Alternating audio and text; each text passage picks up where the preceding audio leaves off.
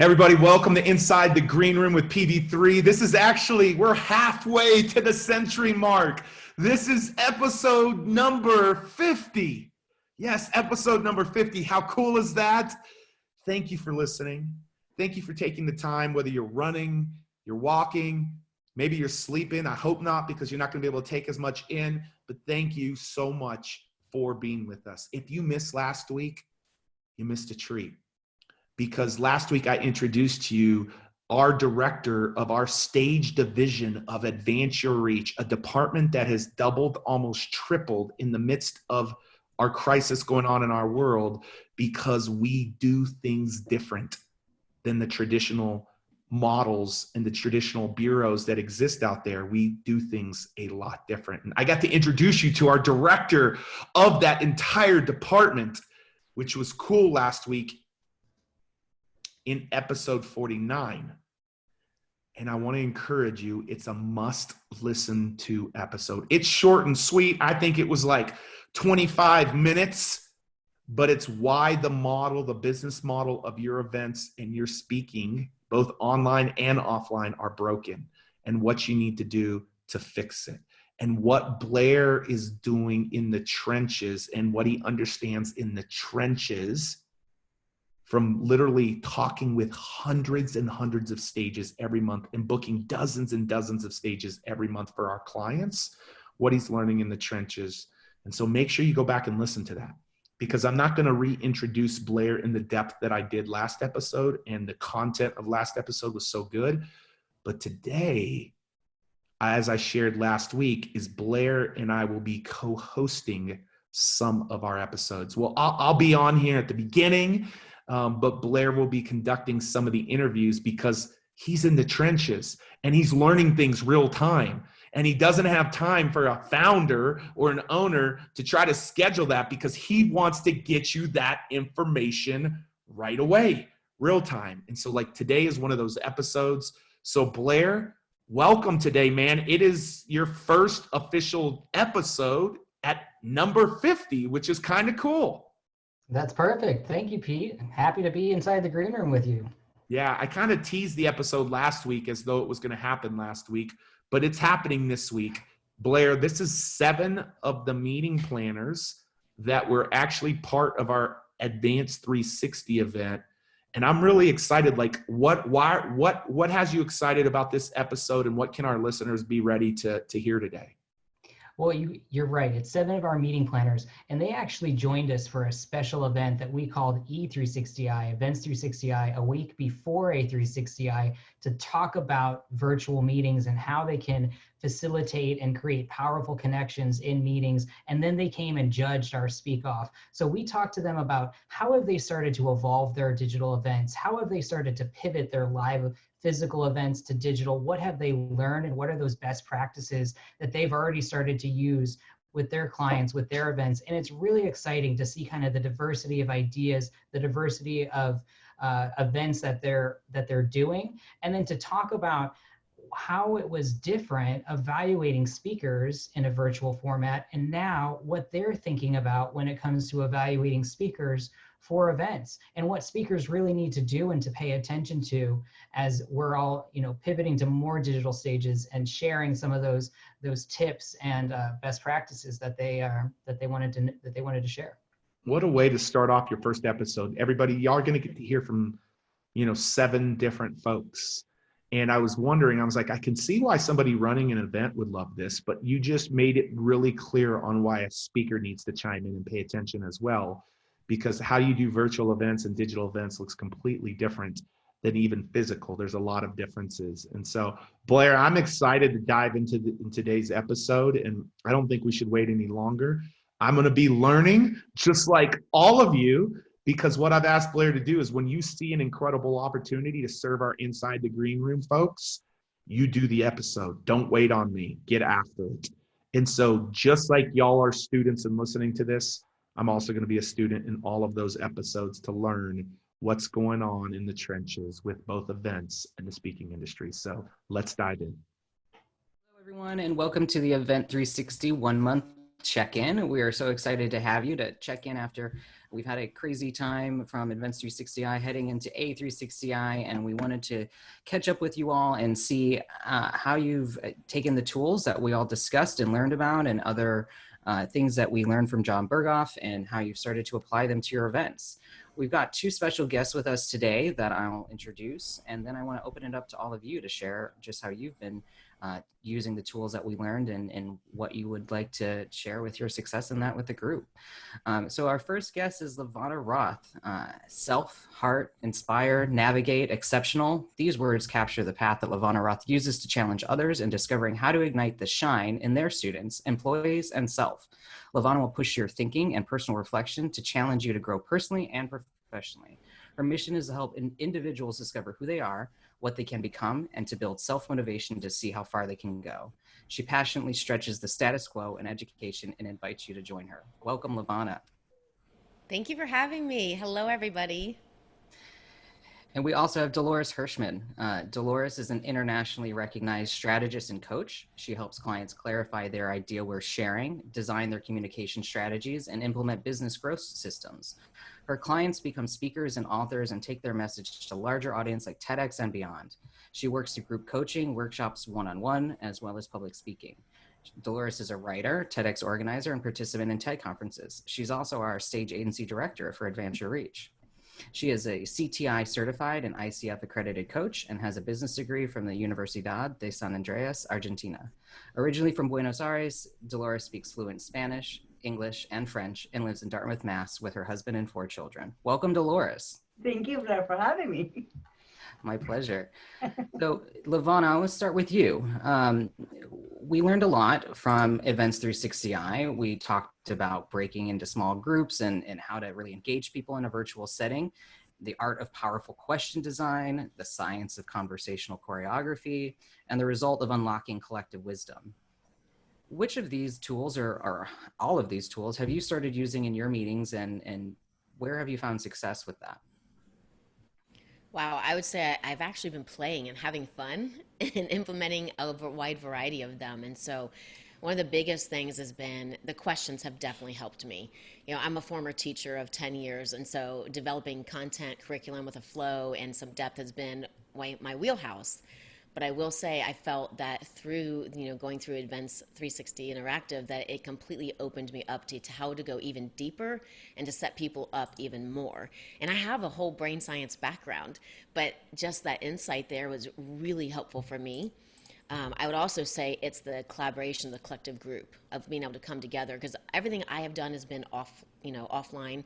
And it was one of those that when all of these things hit, and I thought, oh my goodness, as a speaker myself, how do I get out there when all of a sudden that was all taken away? And how do I do events and have people come to them and learn from them if we're no longer face to face? And I am such a person of I feed off of seeing people. I feed reactions, the energy. They're loving it, they're not loving it, like just using all of that to hone in. And I couldn't see it, but using Zoom and using some of the strategies and coming together collaboratively, like with the breakout rooms, blew my mind and has made a world of difference. That's awesome. So you've hosted some events already. Tell us a little bit about the events that you've done and some of those tools that you use. Yes, so they've been on more of a smaller scale because I've wanted to test them and see what they would look like. So one of them is, for example, staff meetings. When people get together, and they're normally they just staff meeting. It's want, want, want, want, want. It's the whole Charlie Brown thing, and people are bored to death.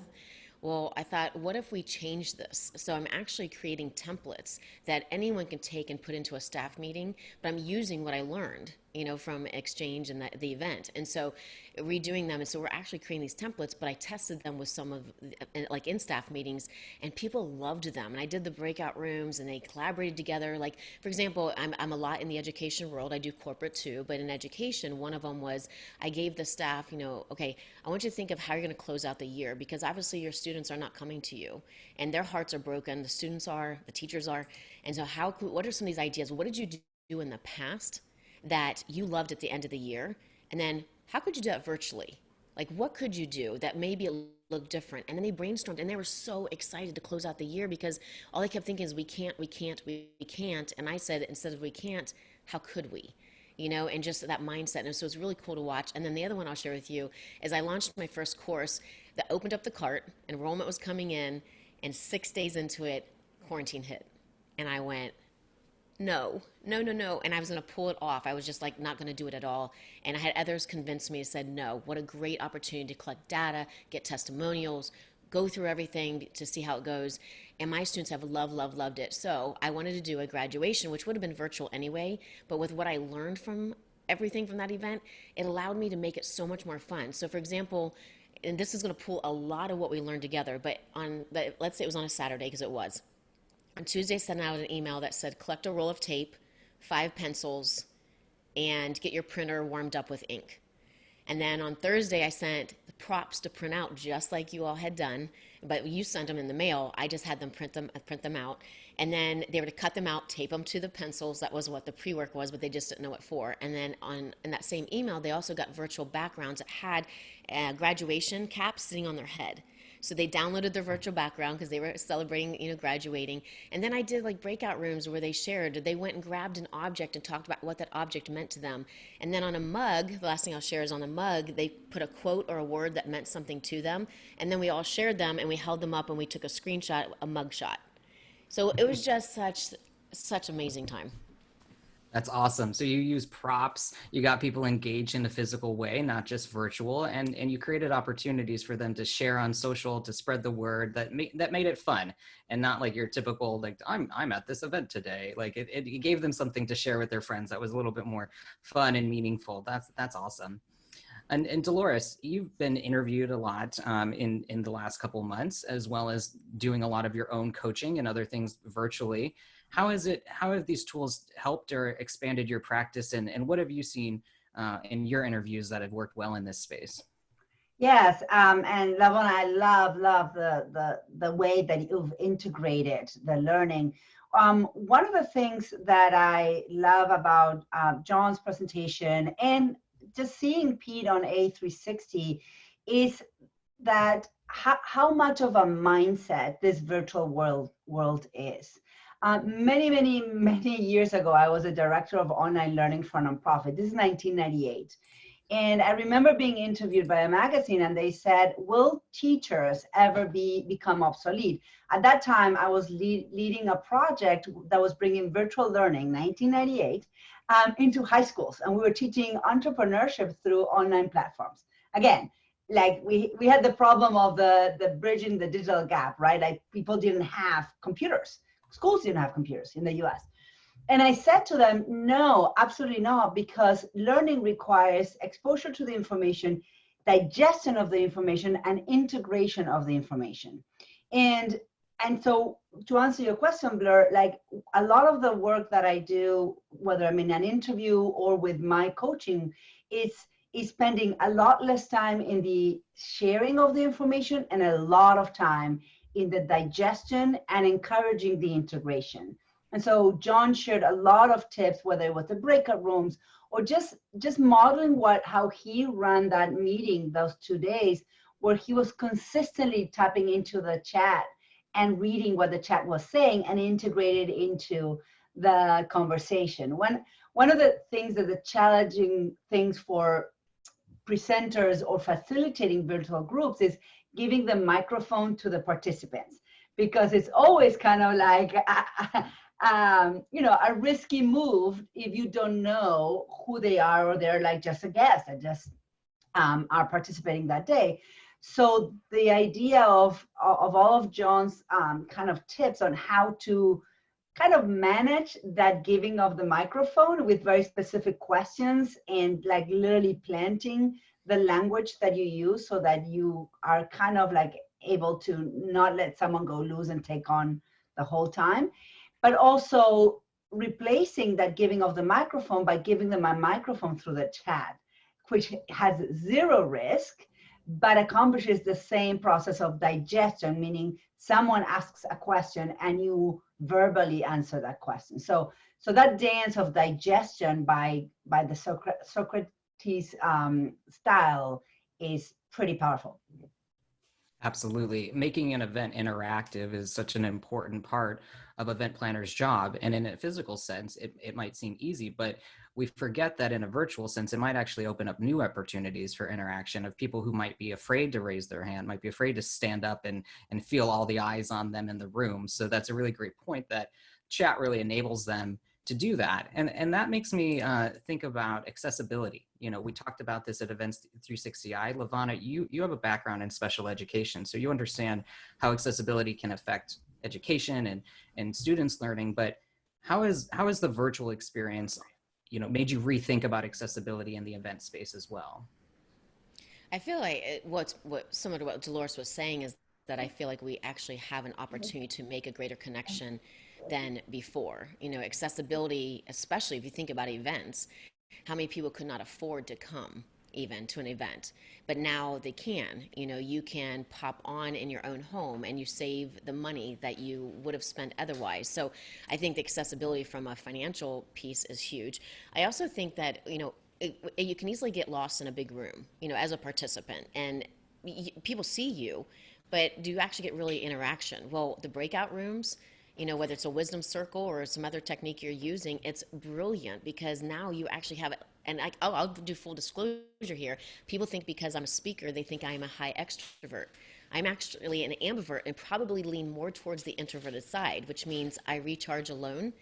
So the thing though, when you put me in a breakout room, I am way more comfortable in that situation than, like, if we had a group of 100 people on here, me speaking up becomes very minimal. As a matter of fact, I don't know that I did with John and the exchange. And I doubt it. And I have my thoughts, I have things I want to say, but I have also not just an introverted side, I have a shy side, which are very different. And shy means I have a fear of being judged. So it's funny, I will get on a stage and speak to 5,000 with no problem, but in a smaller setting like this, I tend to pull back. When you diversify and give accessibility to larger groups where everybody's on and can see you versus a small breakout room, entirely different format for others to speak up and share their knowledge too, and to feel comfortable in a part of the event, which makes the event more valuable. Absolutely. So again, kind of creating different experiences for different people at their comfort levels with the different formats that virtual can provide, that oftentimes physical events that can as much. But there's also one-on-one conversations that happen at events, and the breakout rooms allow for kind of group conversations. We've noticed through Events 360i and Advanced 360i that a lot of personal connections were formed, and a lot of people were, you know, reaching out to each other and establishing those one-on-one relationships. So Dolores, I want to bring it back to kind of coaching. And, you know, when you're working with someone as a coach, I think that connection is really important. And oftentimes it's easier to foster that in a you know, face-to-face physical setting. How have you found that you can still do that virtually, or where have there been challenges? What are your thoughts on that? Yeah, so I'm kind of a weird example because I have been coaching not virtually, but distance-based pretty much from the beginning. 90% of my clients are around the world. And early on in my coaching career, I would do phone. And this will sound really weird. I am a kind of executive and life coach. So when I was mostly in that role, I would coach by phone, and I would literally close my eyes as I was coaching to just really be in the experience. And I would say something like, why did you cross your arms when you were saying that? And they would like be freaked out. Like, how do you know I crossed my arms? Because I didn't have any of the distraction of the in-person, and I could really tune into the emotional and the tone and the unsaid. So that's like, for me, it was always better to be on the phone than in person, because in the person, like, you're like, oh, do I look okay? I mean, do I have like, you know, like mustard from my coffee? Like there's a whole layer of self-awareness from both parties.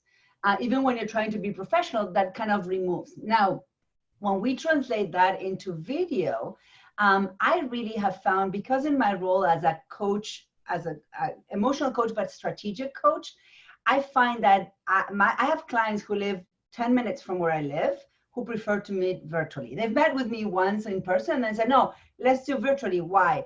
Because virtually you can do the conversation, but then when you move into strategy, there's so many layers and tools, like sharing the screen. I do a lot of Google Doc kind of collaborating. So we are both working on the same document at the same time. which is something you wouldn't do in person because you don't want to be behind a screen. So the ability to record a conversation and have the client take that away and implement later. Like, I think there's absolutely room and advantages of being in the same room with someone. But in my experience, having that interaction in person maybe once in a relationship is awesome. But then doing 90% of the whole engagement with that client over time virtually actually allows them to go deeper, have more tools, and be easier to integrate the learning by having things like Google Doc that we work together or a recording of a session. I mean, Blair, you and I work remotely. We've met once in person, but we've been working remotely effectively, and you, Katie, too. I honestly think that the way we work is more efficient than any other job or team I've worked with in the past, and I do so in my company as well. I have a team member who I've worked with for 2 years, and the first time we had dinner together was last year. It had been 2 years that we worked together, and we looked at each other like, and I gave her a hug, and we looked at each other and we're like, this feels weird that we actually never were physically in the same room, because it just didn't feel that way, because we had been working like this for so long. Right, that's a great point. I mean, Levana talked about accessibility and people being able to attend events, but it's also about their environment. You already have people in a comfortable environment. There's less of that anxiety of being in a big public space. There's less time that it takes them maybe to warm up. I've seen a lot of great keynote speakers that open up a conference, and a lot of times what they do is get people talking to one another. They get the small groups facilitating and starting to share. So then that like the barrier is down, that they can start doing that. But when you're in a virtual event, when you're in a conference like this, hopefully there's already that barrier is a little bit lower. Levana, you mentioned that you might want to speak up, or you might have hesitancy to speak up in different settings virtually still, but at least your environment is that safe space. So you can kind of have that at least to feel comfortable and hopefully, share your voice as well. We've got a really amazing group here in our chat today. So I want to open it up to everyone as well, because one of the things we learned from John is the power of collective wisdom. So the main questions I want to ask the group, and Katie can help facilitate, but we'll invite you to unmute and share your thoughts. What are the things from the pre-COVID world that we don't want to lose in events? This is something we talked about in Events 360i. And then on the flip side, so that question, if you want to answer on the flip side, what are the things that we're now learning in this post-COVID world? Hopefully someday we'll be in a post-COVID world that we also don't want to lose, that we want to be able to continue to take advantage of, that we want to use to improve our events.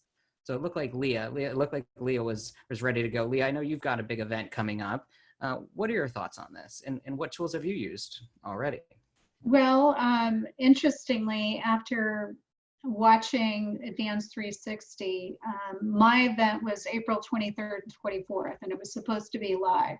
But after attending, I pulled in Aaron, also who I met, Loman Jack, who was on there, and we converted everything to digital. And we had planned to do that 2 weeks prior. And the magic doesn't always happen. Yes, the content's important, the people on the stage, but I don't have to tell you guys, sometimes the magic's in the hallway. It's not always just it's the connection. And I agree with Levana that big groups are really intimidating. I mean, my events are never more than 300, because I don't like the Tony Robbins feel. Yes, it's great and everything, but it's so big that the connection is gone the minute you leave, and that's why I really love the breakout rooms, but also the strategic partnerships that I've made with other event planners. We're able to leverage each other's stages. And because I have Smart Femme Success magazine, I'm interviewing one of the winners, PJ, about her product line and creating a family business. And I had no idea she was an engineer. To walk away and homeschool and then to create a farm business is kind of intriguing to me. And I think it will be to our readers. So I've scheduled something with all of the winners. I thought it was really fun. I loved the way I love the interaction, but I like it's the connections and the bonds that you build. I mean, Dolores and Lavana, you guys are both still on my radar. Thanks, Leah. And Leah's talking about our Speak Off finale. So after Events 360i, about a week and a half later, we kicked off at Advanced 360i, where Advanced Your Reach always hosts a Speak Off, and a lot of you had the opportunity to judge those folks. So I want to talk a little bit about that as well, and also get your pre-post COVID thoughts. But Lavana, you were there through the semifinals and the finals for the speakers. What was the experience like? And I know you've judged in the past at the live event. So what was the experience like in a virtual setting? So I think that actually the virtual blew my mind more than, because again, I love to be in the room with people. I'm just a very people person. I want to see you. I want to feel your energy. I'm a hugger, for example. Like I always have to warn people I'm a hugger. So I shake your hand the first time, the second time I'm warning you. So tell me now if you're not. So being able to be in the room originally with this for the Speak Off, and whether it was judging them and then being the final judges, but when they would come in one at a time, like you had a chance to connect with them, and they would look at your face and you would smile and you would encourage them as they go. It was very different going virtual, and that's what I wasn't sure what to expect, and I loved it because unlike in the virtual event when we were face to face, it's one person in the room with the judges and then we're giving feedback, right? So it's a little bit of that coaching last minute feedback. But when we did it online, like the coaching part particularly, we had a chance to actually have everybody else in the room, so they're learning and absorbing at the same time. And then when it came to the actual judging part of it, it was really neat to see, the turnaround of what they did from the coaching to the final steps, and just see some of that growth and implementation that that they took to heart. So I think both are extremely valuable. I think, again, I will say that in the end, I probably prefer judging at the live event when we're in person as opposed to the virtual, but it was really neat to see how it could be done. Absolutely. Does anyone else have thoughts on Speak Off? Wendy, it looks like you've got. Yeah, so I was involved from, through all the different rounds of it.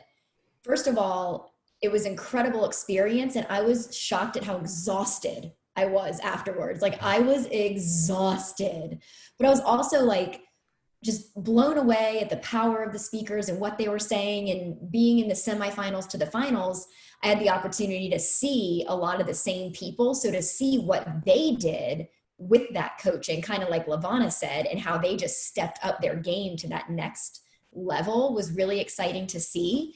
The thing that I kept thinking about, though, in the virtual environment is that it is so much easier as a speaker for me to sit here, look at you guys on the screen and speak.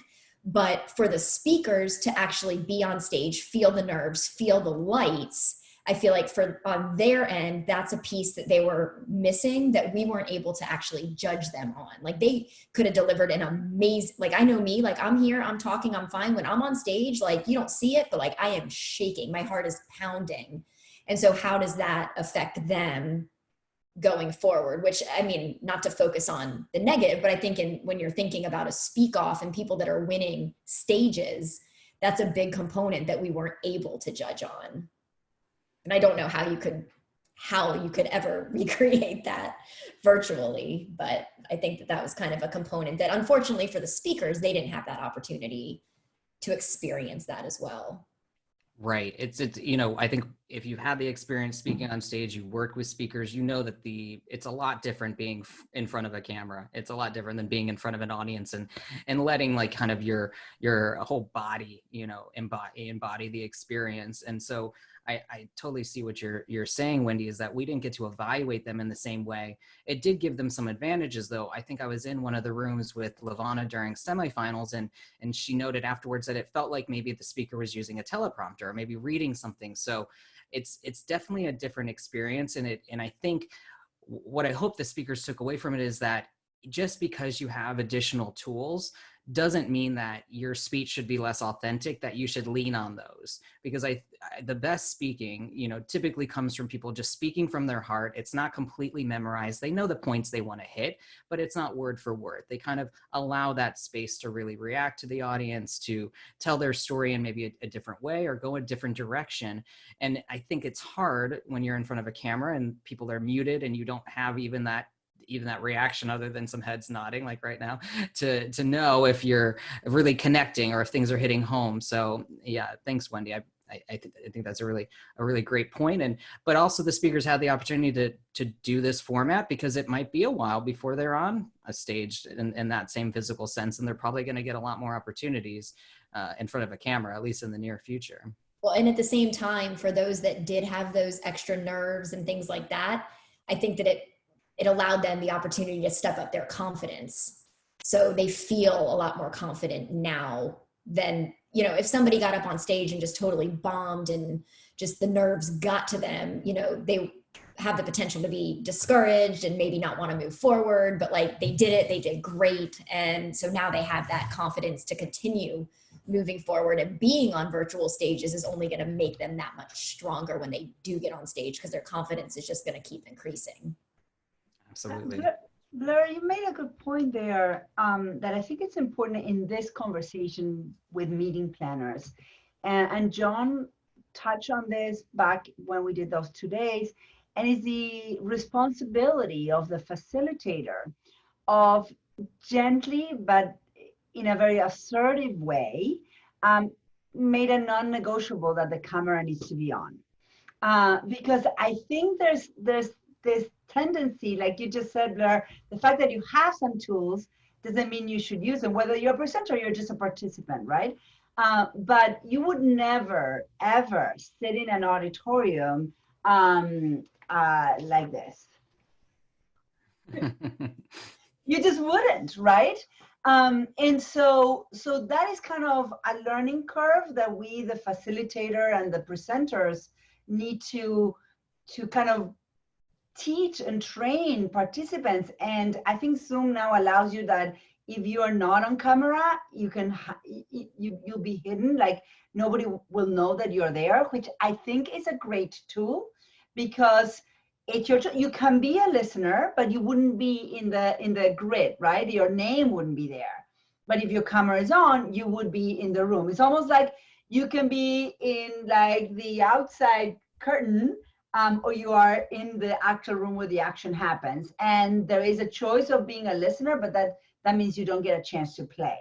So I think there's just kind of that cultural and like society-wise kind of learning curve of, if we're gonna go in here, we're gonna show up as if we were in a real room. Like you gotta be dressed, your hair has to be not pretty, but put together. And there's just a certain level of presence that is expected and required. And I think we, the event planners, if you want, that are the container holders of these spaces, need to lead the conversation and be clear and communicate what are the rules of engagement in this new world. Right. You know, you can audit a course, but you're going to get a lot more value if you're participating, if you're actually active, if you've got a stake in it. So I think, you know, you have that option. We talked about like the safety of that, the accessibility of that for people who might not feel comfortable, but it is up to the facilitator to create that safety, to make people feel comfortable being on camera and sharing so that they can get the full experience as well. So we have to bear that in mind as planners, as organizers, that even if people might opt for that, we have to figure out how do we really encourage them to fully participate and bring their full self, because we know that's how they're going to get the best experience and the most value from it. And I think, Blair, that is so important for people to understand the why behind it. You know, why you want the camera on, not just I'm trying to make sure you're there and paying attention. but micromanage, you could say, but rather instead to see the value of when we see your face, like we get to interact with you more. We get to see your expressions that we would normally see. And I think, so many people, a lot of times I feel like it's just like, oh, you just want to see my face to know that I'm there, that I'm present, when that's not really it, And so I know I've put it in, like we strongly recommend cameras be on. And I always ask whoever's bringing me in now, please make sure the cameras are on. However, I do understand there are certain circumstances where it's not appropriate to have it on, but just highly encourage people. And it's made such a difference when you scroll through and you're acknowledging people and you say their name, like they're like, oh my gosh, she sees me or he sees me and they're paying attention. Yeah, absolutely. Because this is how I know how I'm doing also is by feeding off of you and seeing where you are. Absolutely. Leah, looked like you have something. Kara, then I want to get to you as well. Yeah, one of the things that I noticed about some of the early participants is their lack of connection with the audience. And what I'd like to see more of is learning for them to connect with the camera lens. Like when I'm looking at all of you, my eyes are not, there's no connection. But when I lean in to make a point, or I'm not standing right now, but the body language for a lot of the speakers just wasn't there, and the connection wasn't there because they haven't learned the skills to really stop looking at the screen and everybody start, looking at the lens like you're talking to just one person. And it's gonna make, there were a couple of the finalists really nailed this, but I noticed that in the early participants, and I'm a broadcaster by nature, my background's television. So, even though you're maybe reading a teleprompter, you never look like you're reading a teleprompter. You're supposed to really make a connection with the audience. And I think that's going to help a lot of people, and standing up versus sitting down is going to bring that energy through, because the camera exaggerates anything. If it's low energy, it exaggerates your low energy. But if you're speaking through your heart, it really brings that through too. I love that. It's good to keep in mind. And I think that speaks to Kara's point about experience. So Kara, you made a great comment in the chat. It's not about accountability, it's about your experience. So participants and facilitators, it's almost like we're on level ground. We're all face to face. No one's on a stage. No one's deep in the back of the audience. We're all right there. So showing up and being present is about your experience. Kara, did you want to say a little bit more about that? Yeah, I just think what I learned the most from all of this was just the fact that you can create that connection experience through the virtual setting, but that does require people to participate. So I think that was your point is, if you let people know that, like Ravana said, if you let people know that and you let them know that that's why they're doing it, then they're a lot more likely to participate. And I also thought it was really neat with the virtual speakers. When I came in as a judge, I really was judging them on their ability to speak in a virtual event setting, because I was thinking, okay, those are the events that are going to be coming up soon. And I was in the room for one of the rounds with Pat Quinn, and he was coaching. I'm not sure in the other rooms if the coaches were doing this, but he was coaching them as if they were competing for a virtual event space. And I thought that was really interesting, because it took away that it's like, okay, here's the stage you're on, so this is the stage you need to learn. And I thought that was really unique, because there is a totally different speaking style. I think it's actually a completely separate skill set that you have to have.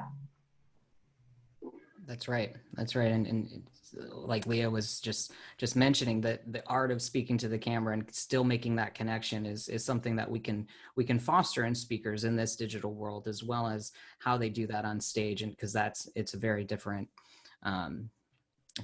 skill. Dolores, you've judged a lot of speakers, and you've coached people for TEDx stages a lot and chosen the speakers. So I want to also ask your experience in the Speak Off. And I don't think I did a good enough job of explaining the Speak Off. We take 100 folks, they register in advance to be part of the Speak Off when they sign up for Advanced 360i or Reach Live when we've done it in a live setting. And then they go through different rounds. And on the second to last night of the event, we have a Speak Off final. So it's like the American Idol of speakers. And we take 10 finalists. This year we had 11. We just couldn't choose a top 10. And then we have all these amazing judges, you know, make the final decision on who's the Speak Off winner of the year. And this year, obviously, we did that virtually. So Dolores, tell us a little bit about your experience with that as well. Yes, and so as a speaker coach myself, I have like a framework that I've used for years, specifically for TEDx. But in this framework, what that framework allows me is to be very clear what I'm looking for when I'm listening to a speaker. And there's a few elements, but the most important are probably three.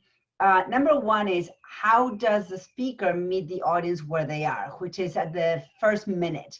What do they use? What strategies are they using to connect? I mean, there's many ways to do it, but that was what I was looking for. Are they actually meeting me right here, or are they talking up here?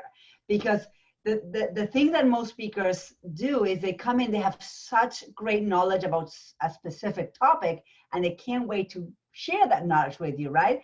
But it's like walking into a room and going blur like 10 miles per hour on this specific thing that they know everything about. And I'm down here like, what has just happened? What are we talking about? Like, what the whole thing? And so that first minute of connection is what I look for. And then immediately I'm looking for, is there a clear idea that this person is trying to communicate? Is there a specific lesson, not a big lesson, but like one thing that can impact my life in one way or another? So I'm looking for how clearly are they communicating that, what I call the idea worth sharing, right? That thing that will make a difference in my life. And then at the end of the day, how are they leaving me once they get off stage? I always talk about the aftertaste of a speaker. And the aftertaste of a speaker is what happens a minute before, after the speaker leaves the stage, an hour, 2 days, and a week. And so you have the inspirational speaker who really opens your eyes, and you're feeling like alive when the person is on stage. But then when they leave, they're like, well, what? I loved how I felt, but I can't remember what we talked about. And so I love those speakers, but they're really sugar candy. Like they're sugar high of inspiration, but nothing sticks. So there's a balance of really awakening the audience to a potential something, and leaving the audience with a specific gift that they take away and they walk into their new lives with. And so there's a balance. Every speaker, whether they're speaking for 3 minutes or an hour or 18 minutes, they are playing with those opportunities and those tools, different tools to accomplish that. And so that's how I judge a speaker, is like, did they wake me up? Did they meet me where I was? And is it clear what is the new learning or the gift that they're offering for me to improve my life or my situation in any way? I love that. And it speaks to how that can be done virtually. You don't have to be in person to get those same takeaways, to get that same feeling. Speakers can evoke that emotion, those feelings, even virtually. They just need to hone their skills and how they connect, like Leah mentioned. So I want to hear from everyone else too. Now that you're moving forward, you've got events on the horizon, and you're going to be doing them virtually. How are you evaluating speakers? How are you choosing speakers? What are you looking for?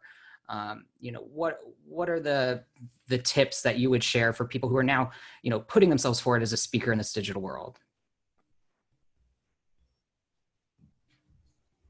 Leah, you can. Okay. It's funny because I just started posting this. I'm looking for trailblazers. I'm sick of the Zoom meetings. I don't want to sit through another boring Zoom meeting. I'm Zoomed out. I'm Facebooked out.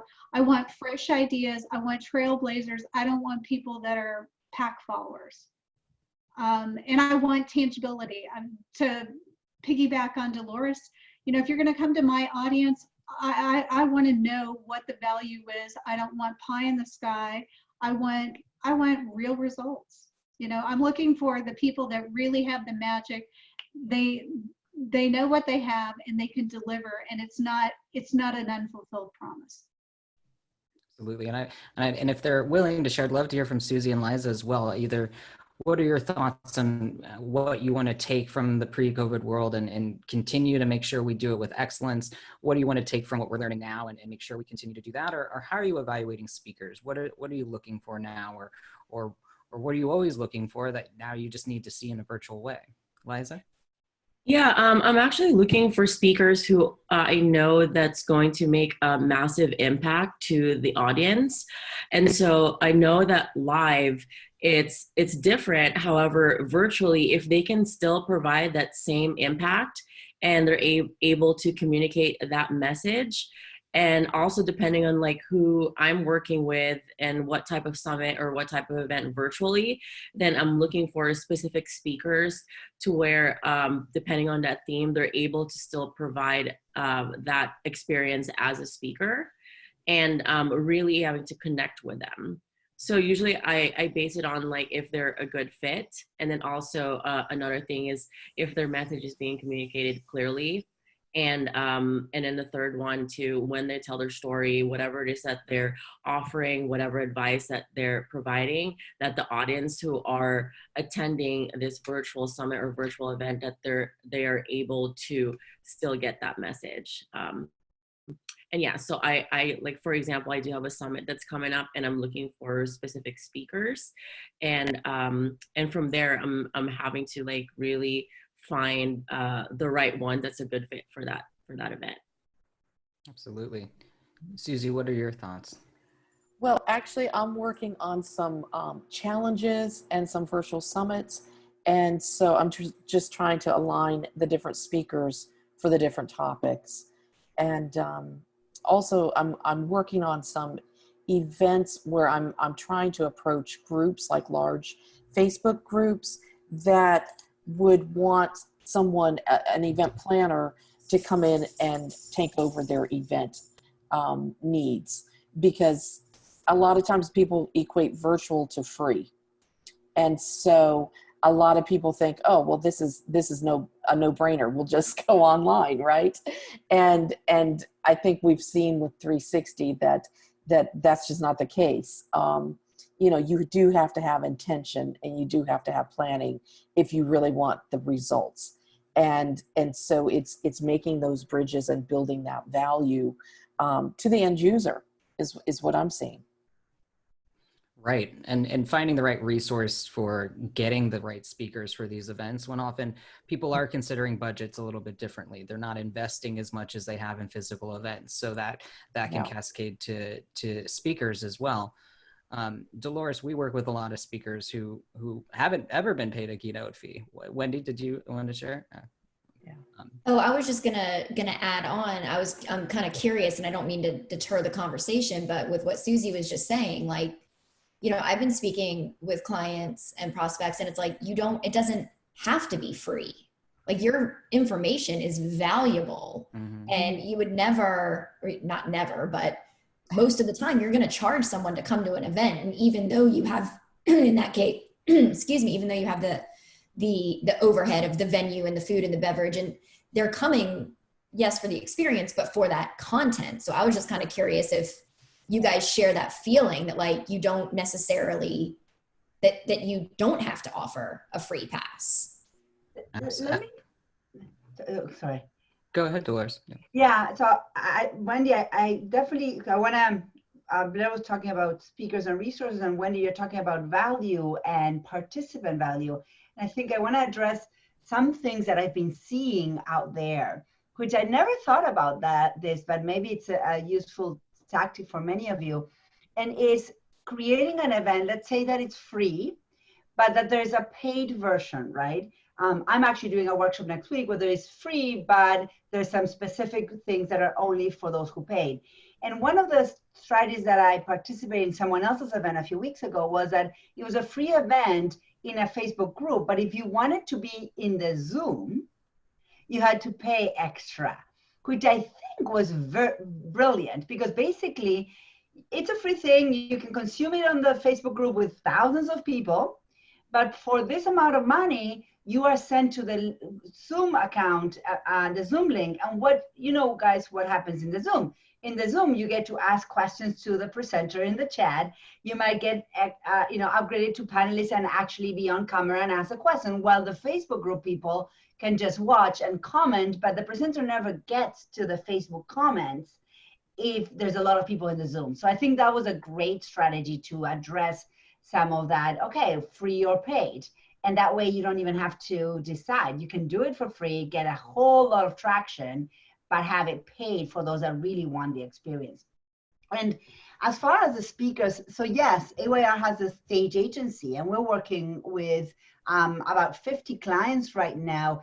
And one of the things that, AYR has been, and with A360, in some ways, we were forced to be the first to pivot on the live event. And so we were forced to figure it out. And that has given us a huge advantage, because now the people that we're working with, the speakers that we're working with, and that we're placing on stages, they're having an extra layer of training that Blair and I are providing on who do you need to be as a speaker in the new world. So our speakers, are really already trained to operate effectively in this new environment. And so, and they're learning about the different ways of kind of monetizing a stage beyond the speaker fee, because now COVID opened a whole other ways of really adding value, but managing the expense and who pays for what. It's not necessarily always the event planner that has to pay for the speaker anymore, because there's so many other business models available right now. Right. And before I came to AYR, my background was working in just speakers bureaus, just the paid keynote. And, a speaker evaluating whether they wanted to go to an event was largely just based on if they could meet the fee or not. And I think with digital events and with people with, physical events not happening right now, speakers have had to recognize the value that those events bring to their business. And they have to recognize that, that event might be more valuable than a speaker fee, that it can bring a lot of exposure, it can bring a lot of new business their way, and that they should think of that as they are approaching where they consider an event. And that event planner shouldn't be shy about expressing that value to a speaker, and that they know the audience that they're bringing to the table, and the opportunity for the speaker is often much greater than a speaker fee. So I think it's important for event planners to know that there are speakers out there that will speak for free, that are great speakers, that are subject matter experts, that have done a lot of different events, and they recognize the value that your events bring, and that they want to be on those stages. So I think it never hurts to ask when, if a fee is negotiable, or if they don't, or know that your value is a lot more than what the speaker fee would typically. And for many of you, as a meeting planner, there are speakers who are willing to invest in speaking on your platform. So it's a new world. And so you guys, if you hold up a stage and you hold an audience, you basically are holding a medium. It's like a TV channel. And you can change your business model to allow for the speakers to have access to a TV channel, properly curated. Of course, you would never want someone that won't add value, but that the business model changes where the speaker is the one that wants that exposure and is willing to bring their expertise for free or paid, pay for the stage. And this brings to what Lavona was saying, that COVID has allowed for accessibility of expertise and brilliance. Like right now, pretty much nobody needs money to learn from brilliant people. And I think Hollywood stars started this trend early on where they were making themselves available. I think Oprah is doing stuff for free. Like all of a sudden, people that were very coveted, very expensive, very kind of elite, if you want, that only a few people would ever hear their real thoughts and their real expertise. All of a sudden, they were like, I'm going to go online and I'm going to offer the world everything I know. They went from keeping their expertise to serving with their expertise. So I think right now, speakers, the right speaker is in the mindset of how can I serve the world with what I know?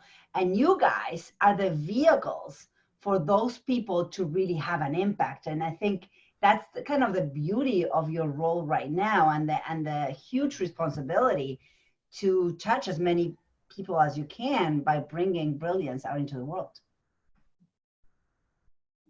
Right. Leah, you commented in the chat that you're not paying speakers anymore. You know that the value your stage brings, and they're getting almost a 10x return versus what they would usually get. You're muted. And Leah, I think we got you muted as well. My first paid event was 3.5 years ago, and I would pay my speakers. We always bring in celebrity speakers. So I realized that the ones that really had the talent had amazing packages, and nobody's allowed to pitch from the stage. No one. It's a pitch-free zone, but their content is so compelling, and they do an application close, and they make 20 to 30,000 versus my 3,500 to 7,000. And I just leverage my magazine and my TV show to bring in those really big speakers, but then it's a bigger opportunity for them to make more money, and it's winning for me. And we've been doing that for the last 2.5 years now. Right. What a lot of speakers don't realize is that a lot of event planners have other media assets or other channels that they can promote their speakers. It might be a podcast, it might be a magazine, it might be other things. So there's so much value that can be had from being a speaker and aligning with an event, because you're going to get that exposure, not just from that audience that's in that room. And especially in a virtual sense, this can live on, that can generate, hundreds of thousands of views, depending on the channel. And there's just more that they can be doing together if they think of it in a collaborative way, if they think about it as an opportunity to grow their business and not just a quick keynote fee. Kara?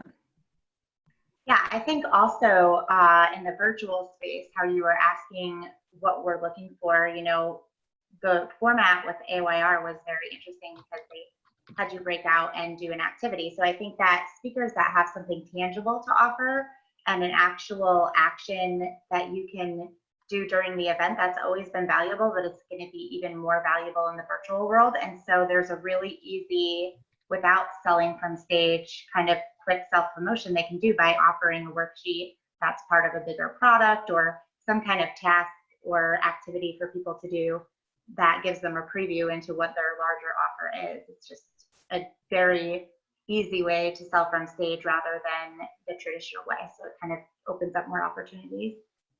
Right. A lot of speakers were intimidated, I think, in the past of doing a workshop. They heard workshop and they thought, oh, I don't know how to lead that. I can do a keynote, I can speak on stage, but I don't know how to lead a workshop. And I would call it a facilitated keynote when they would, from stage, break people into small groups and actually help lead them through an exercise. And usually that's a little bit longer than your average keynote. But I think you're right, Kara, that speakers need to be thinking about how are they engaging a new audience in this way. If they want to leverage breakout rooms on Zoom, if they want to make this more interactive, they need to start thinking about their presentations as a tool to enable that, to actually give people that experience of learning. And that's how they'll get to experience their content. And that's how they're going to get more curious about what that speaker may do without pitching, like you said.